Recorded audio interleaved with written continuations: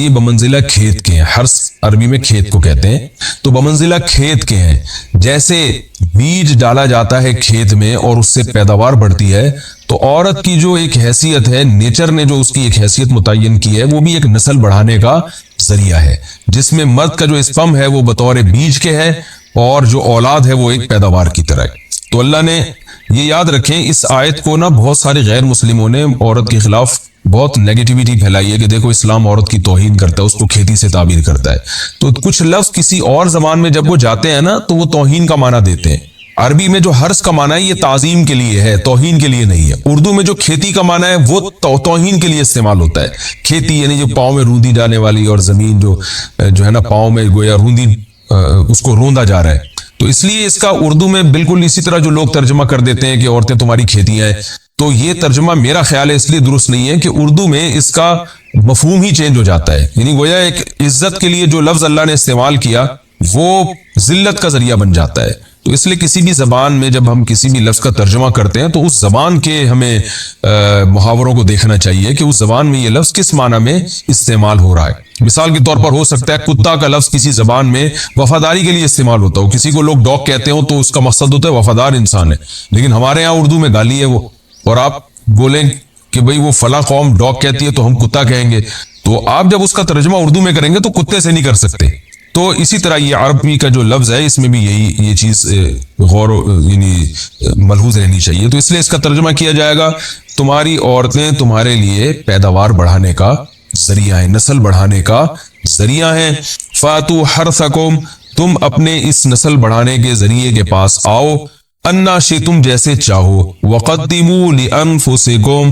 اور اپنے نفسوں کے لیے آگے بھیجو، یعنی اولاد کی نیت سے آیا کرو زوجہ کے پاس اور آخرت کے لیے انتظام کرو، یعنی اولاد پیدا کر کے جو تاکہ دنیا اور آخرت میں تمہارے لیے، فیوچر میں تمہارے لیے کام آئے. دنیا بھی داخل ہے، آخرت بھی داخل ہے. تو یہ آیت کا بھی ایک شان نزول ہے کہ صحابہ کرام تو چونکہ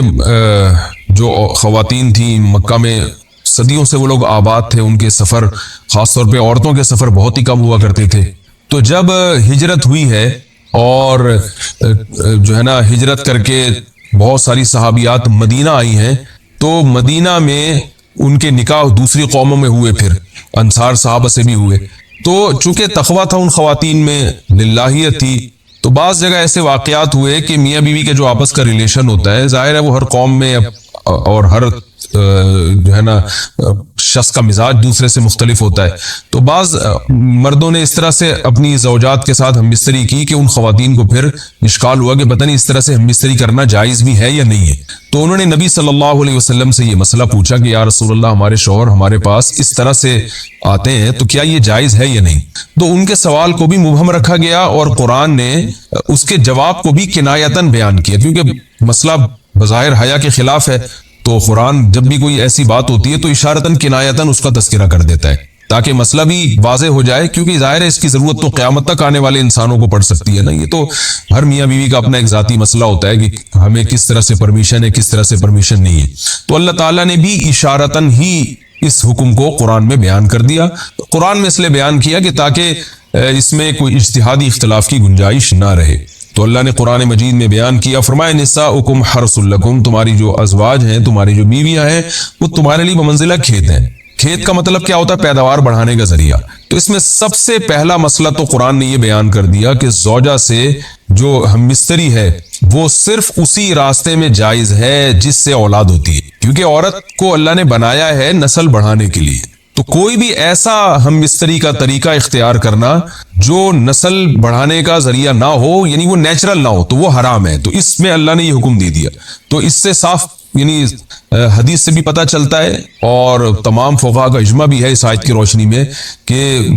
مسئلہ تھوڑا حیا کے خلاف ہے، لیکن میرا خیال ہے بتانا ضروری ہے کہ پچھلے راستے سے عورت سے ہم بستری کرنا بالکل حرام ہے، ناجائز. اور نبی صلی اللہ علیہ وسلم کی اس پہ بہت شدید لعنت ہے، بہت شدید وعید ہے. تو یہ بالکل انلیگل ہے اسلام میں کہ عورت کے پچھلے راستے سے اس سے ہم بستری کی جائے. جو لوگ لڑکوں سے بدفعلی کے عادی ہوتے ہیں ان کو یہ ایک چسکا لگ جاتا ہے، تو یہ حرام ہے، ناجائز ہے، کیونکہ اللہ نے بتا دیا کہ یہ تمہارے لیے بمنزلہ کھیت کے ہیں. تو اس میں قرآن نے وہ جو سوال تھا نا اس کی طرف اشارتاً جواب دے دیا اور آگے فرمایا فاتو حرثکم، تم اپنے کھیت کے پاس آؤ. یعنی پیداوار بڑھانے کا جو ذریعہ ہے اس جگہ کی طرف آؤ، انا شئتم، جیسے چاہو، یعنی باقی جس طرح سے تم چاہو زوجہ سے ہم بستری کر سکتے ہو، اس میں کوئی خاص طریقہ متعین نہیں ہے، میاں بیوی کا ایک دوسرے سے کوئی پردہ نہیں ہے، ہن لباس لکم وانتم لباس لہن، یہ دونوں ایک دوسرے کے لیے لباس ہیں، تو اس میں طریقہ کار کوئی بھی ہو سکتا ہے، کسی بھی طرح سے کرنا چاہو ایک دوسرے سے لطف اندوز ہو سکتے ہو، لیکن فاتو حرثکم، آنا موضع حرث میں ہے، حرث کا مطلب وہ اس جگہ کی طرف آنا ہے جہاں سے نسل بڑھتی ہے، کسی اور راستے کی طرف، اس سے صاف طور پر جو ہے نا وہ جو فاسق فاجر لوگوں کی جو برائی ہے جو لڑکوں سے بدفعلی کے نتیجے میں پیدا ہوتی ہے، اس کا اللہ نے قلع قما کر دیا کہ اس کی اسلام میں بالکل اجازت نہیں ہے۔ باقی طریقہ کار کیا ہوگا یہ تمہارے اوپر، اس کی اللہ نے تمہیں اجازت دی ہے۔ وَقَدِّمُوا لِأَنفُسِكُمْ، اور چونکہ بار بار حرث کا تذکرہ ہو رہا ہے کہ نسل بڑھانے کا، اس لیے اللہ نے فرمایا کہ قدموا لانفسکم، اپنی ذات کے لیے فیوچر میں انتظام کرو۔ قدموا کا مطلب آگے بھیجو اپنی ذات کے لیے سرمایہ۔ کیا مطلب؟ کہ جب زوجہ سے ہم مستری کرو تو نیت اولاد کی ہونی چاہیے، تاکہ وہ اولاد دنیا میں بھی اور آخرت میں بھی تمہارے لیے ذخیرہ بن جائے۔ تو یہ نسل بڑھانے کی بہت زبردست ترغیب ہے اس آیت، اور اس آیت میں اللہ نے عورت کا کہ بہت ساری ذمہ داریوں میں سے ایک بڑی ذمہ داری کا بھی بیان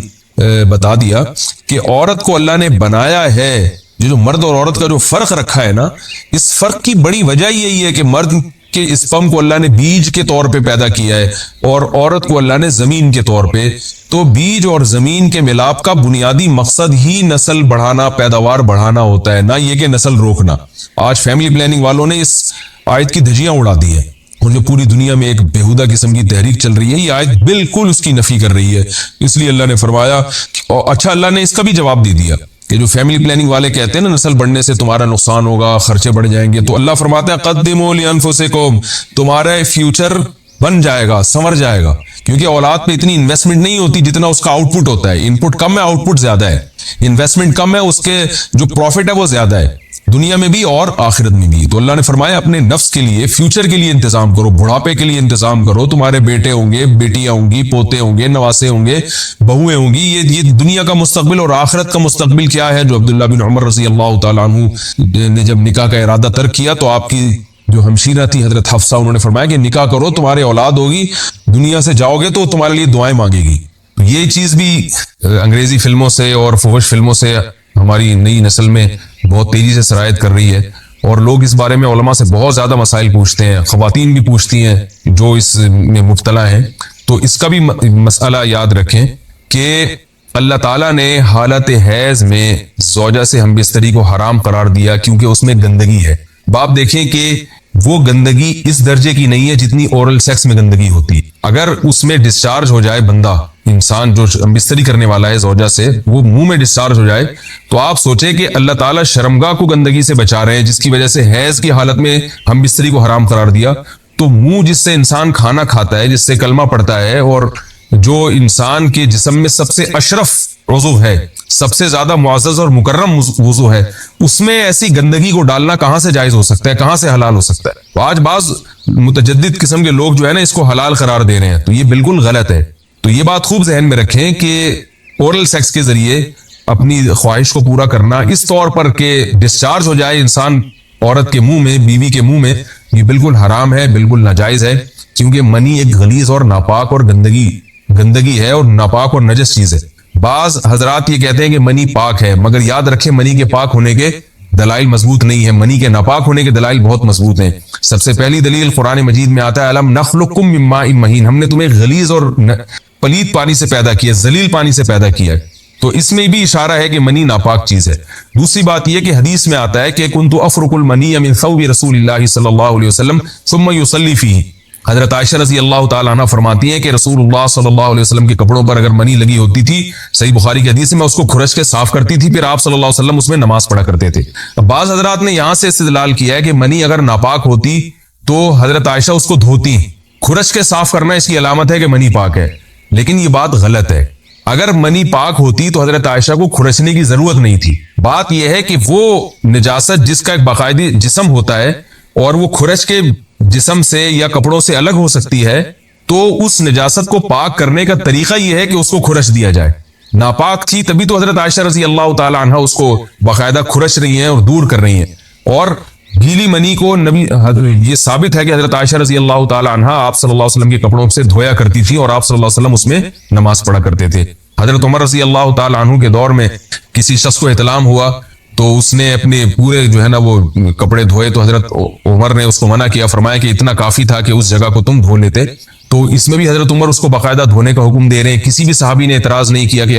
یا امیر المومنین آپ ان کو دھونے کا حکم کیوں دے رہے ہیں، منی تو پاک ہے۔ تو منی کے جو ناپاک ہونے کے دلائل ہیں وہ بہت مضبوط ہیں۔ باقی اس کو جو کھرچنے کا حکم ہے وہ اس لیے کہ منی کے پاک جو اگر خشک ہو جائے تو وہ کھرچ کے بھی پاک ہو جاتی ہے، اس کو پھر دھونا ضروری نہیں ہوتا۔ اس کی مثال ایسے جیسے حدیث میں آتا ہے، صحابہ کرام فرماتے ہیں کہ ہمارے تلواروں میں دشمن کا خون لگا ہوتا تھا تو ہم اس کو زمین پہ اچھی طرح رگڑ کے اسی کو لٹکا کے نماز پڑھتے تھے۔ دیکھیں خون بھی ایسی چیز ہے کہ جو سوکھنے کے بعد اس کی ایک پاپڑی سی جم جاتی ہے، تو حالانکہ خون کو بھی ناپاک مانا جاتا ہے، جمہور علماء کے ہاں خون ناپاک چیز ہے، لیکن صحابی کیا کر رہے ہیں، اس کو رگڑ کے زمین پہ اور خشک جو اس کو اچھی طرح رگڑ کے جب اس کا اثر زائل ہو گیا تو اسی کو لٹکا کے نماز پڑھ رہے ہیں۔ تو جیسے خون ناپاک ہونے کے باوجود رگڑنے سے پاک ہو جاتا ہے، اگر کسی ایسی چیز پہ لگا ہو جو لوہے یا ایسی سخت چیز پہ، تو ایسے ہی منی اگر کپڑوں پہ لگی ہو، خشک ہو جائے تو اس کو اچھی طرح جب کھرچ دیا جائے تو وہ پاک ہو جاتی ہے۔ لیکن اس سے یہ ثابت نہیں ہوتا کہ منی پہلے سے ہی پاک ہے۔ ایک اور دلیل منی کے ناپاک ہونے کی یہ ہے کہ جو مدی ہے، ٹرانسپیرنٹ پانی جو مرد کے جسم سے نکلتا ہے، وہ اگر جسم سے نکل جائے تو غسل فرض ہو جاتا وضو فرض ہو جاتا ہے، اور منی نکل جائے تو غسل فرض ہوتا ہے۔ اب یہ کیسی بات ہے کہ مدی کے نکلنے سے جس سے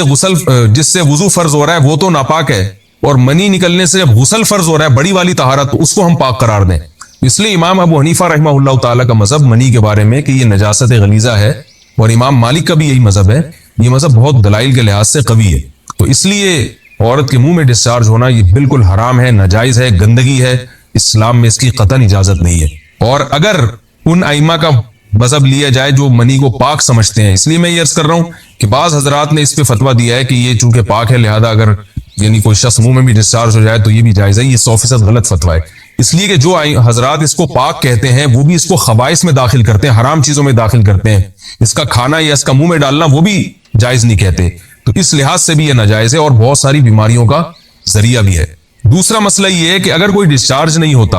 اورل سیکس کے ذریعے تو اس کا شرعی حکم کیا ہے؟ تو اس کا حکم یہ ہے کہ یہ انتہائی سخت درجے کا مکروہ ہے، ناپسندیدہ عمل ہے، اور اس کے سخت درجے کے مکروہ اور حرام نہیں ہے لیکن بہت زیادہ ناپسندیدہ اور شریعت کے مزاج کے بالکل خلاف، اور اسلامی کلچر میں اس کا کوئی تصور نہیں تھا۔ یہی وجہ ہے کہ فقہاء کرام کے ہاں اس چیز کا تذکرہ بہت ہی محدود پیمانے پر ملتا ہے۔ یہ اس کی علامت ہے کہ مسلمان معاشرہ اس چیز سے بالکل بھی واقف نہیں تھا کہ یہ کیا ہوتا ہے۔ تو یہ چیز غیروں سے آئی ہے، غیر مسلموں سے ہمارے معاشرے میں جو ان کی موویز دیکھ دیکھ کے، فحش فلمیں دیکھ دیکھ کے نوجوانوں میں اس چیز نے سرایت کیا، ورنہ یہ انسان طبی طور پر اس عمل سے بہت زیادہ نفرت کرتا ہے۔ کوئی بھی شریف الطبع آدمی ذہنی طور پر اس کے لیے تیار نہیں ہوگا۔ تو میں پھر بھی یہ کہہ رہا ہوں کہ بہرحال علماء اس کو ناجائز اور حرام نہیں سمجھتے، اس لیے کہ میاں بیوی ایک دوسرے سے جس طرح سے چاہیں استمتاع کر سکتے ہیں، لیکن سخت ناپسندیدہ بہرحال ہے اور مکروہ چیز ہے، اور اس قابل نہیں ہے کہ اس کی حوصلہ افزائی کی جائے۔ یہ اس کے بارے میں ہے کہ جب یعنی جو ہے وہ ادخال کیا جائے اس فم کے اندر، اس جو ہے مرد اس میں باقاعدہ جو ہے وہ تلذذ حاصل کرے۔ اگر ایسا نہ ہو بلکہ باہر سے استمتاع کیا جائے، جیسے بعض جگہ ایسا ہوتا ہے کہ کیا نام ہے، عورت کو اس چیز سے گھن آتی ہے کہ وہ اپنے منہ میں اس گندگی کو لے کر جائے، تو پھر بعض شوہر زوجہ کو مجبور کرتے ہیں کسنگ وغیرہ پر، تو یہ کم درجے کی کراہت ہے، یعنی یہ بھی ناپسندیدہ تو ہے مگر یہ اس درجے کا مکروہ، اس درجے کا ناپسندیدہ نہیں ہے۔ دوسری بات یہ کہ یہ جو میں نے پوری ڈیٹیل بیان کی ہے، یہ اس صورت میں ہے اس کے مکروہ اور ناپسندیدہ ہونا کہ عورت اس کے لیے ذہنی طور پر آمادہ ہو۔ یہ بات خوب یاد رکھیں، اگر عورت کو اس عمل سے گھن آتی ہے تو پھر مرد بیوی کو اس کام پر مجبور ہرگز نہیں کر سکتا، کیونکہ یہ نکاح کے جو ایگریمنٹ ہے، مقتضیات ہیں، اس کے خلاف ہے، یعنی یہ اس میں داخل نہیں ہے۔ عورت اپنے آپ کو ہم بستری سے تو نہیں روک سکتی، مرد جب چاہے گا بیوی سے ہم بستری کر سکتا ہے، عورت کو اجازت نہیں ہے، لیکن خاص اس عمل سے عورت مرد کو روک سکتی ہے اگر وہ ذہنی طور پر اس کے لیے آمادہ نہیں ہے۔ یہ تو میں نے اورل سیکس سے متعلق کچھ فقہی احکام بیان کیے ہیں۔ دوسری بات یہ، اس کا بھی مسائل پوچھے جاتے ہیں کہ بعض مرد اپنی زوجہ کو مجبور کرتے ہیں غیر فطری طریقے سے ہم بستری کرنے پر، پچھلے راستے پر ہم بستری کرنے پر۔ تو یہ بات یاد رکھیں کہ ایسی صورت میں عورت پر اصل حکم یہی ہے کہ وہ ایسے مرد سے طلاق لے لے اور اس کو اپنے قریب نہ آنے دے، کیونکہ اس میں نقصان یہ ہوتا ہے کہ اگر عورت اس کام کی مرد کو اجازت دے دے تو کچھ وقت کے بعد اس کی اپنی نیچر تبدیل ہو جاتی ہے، اپنی فطرت بدل جاتی ہے اور اسے اس غیر فطری کام میں لذت آنا شروع ہو جاتی ہے۔ تو اپنے آپ کو گندگی سے بچانا یہ بہت ضروری ہے، اور اگر وہ یہ سمجھتی ہے کہ طلاق کے بعد اس کے دوبارہ نکاح نہیں ہوگا، اس کی زندگی تباہ نہیں ہوگی، تو پھر سخت مجبوری میں اگر مرد اس کو دھمکیاں دیتا ہے مارنے کی یا طلاق کی، تو ایسی مجبوری میں پھر اللہ کی رحمت سے امید ہے کہ گناہ صرف مرد کے کندھوں پر ہوگا۔ ایک اور علمی نقطے کی بات ہمیں یہ پتہ چلتی ہے اس آیت میں کہ نساؤکم حرث لکم، اللہ تعالیٰ نے نکاح کا بنیادی مقصد حرث بتایا ہے، یعنی نسل بڑھانا۔ تو یہ جو فیملی پلاننگ والے آج جس دعوت کو لے کے چل رہے ہیں کہ بچے دو ہی اچھے، یہ جو پوری دنیا میں ایک تحریک چل رہی ہے، یہ قرآن و سنت کے 100% خلاف ہے۔ قرآن کے واضح نصوص اور احادیث تو اس بارے میں بہت ہی تفصیل سے ہیں۔ میری جو کتاب ہے ایک سے زائد شادیوں کی ضرورت کیوں، اس میں تقریباً 50 صفحے میں نے صرف اسی پر لکھے ہیں کہ اسلام نسل بڑھانے پر بہت زیادہ حریص ہے، اسلام چاہتا ہے کہ مسلمانوں کی نسل بڑھے، اور اس پر جو لوگوں کے اعتراض ہوتے ہیں کہ رزق کی تنگی ہوگی، تربیت نہیں ہو سکے گی، اس تحریر میں ان تمام باتوں کے جوابات ہیں، تو وہ تحریر پڑھی جا سکتی ہے۔ چونکہ یہاں اس تفصیل میں اتنا زیادہ وقت نہیں ہے کہ میں اس 50 صفحوں کی تحریر کا خلاصہ آپ کے سامنے بیان کروں، اس خلاصے میں بھی اچھا خاصا وقت لگ جائے گا۔ تو یہ جو باتیں کی جاتی ہیں کہ رزق کم پڑ جائے گا اور جو ہے وہ لوگ بھوکے مرنا شروع ہو جائیں گے اگر نسل بڑھے گی، یا بعض دفعہ یہ کہا جاتا ہے بچوں کی صحیح طرح سے تربیت نہیں ہو سکے گی، یہ سب غلط باتیں ہیں۔ یہ اس کو کہتے ہیں نقطہ بعد الوقوع، کہ ایک کام الٹا پہلے ہم نے کر لیا ہے، اب اس غلط کام کو صحیح کرنے کے لیے ہم بہانے تلاش کر رہے ہیں۔ تو یہ نسل مسلمانوں میں جو کم ہوئی ہے اس لیے نہیں ہوئی ہے کہ بچوں کی تربیت نہیں ہو رہی تھی، بلکہ میڈیا کے ذریعے جو پروپیگنڈا ہوا ہے اس پروپیگنڈے سے متاثر ہو کر 2 بچوں والی پالیسی پر لوگ آ رہے ہیں۔ اب جب آ رہے ہیں تو اس کے پھر جو ہے نا وہ اس کو صحیح کرنے کے، اپنے غلط کام کو صحیح کرنے کے لیے بہانے تلاش کیے جا رہے ہیں کہ بھی تربیت نہیں ہو سکتی یا اس آمدن میں ہم گزارا نہیں کر سکتے۔ تو یہ سارے دلائل کا جواب آپ کو میری انشاءاللہ اس تحریر میں ملے گا۔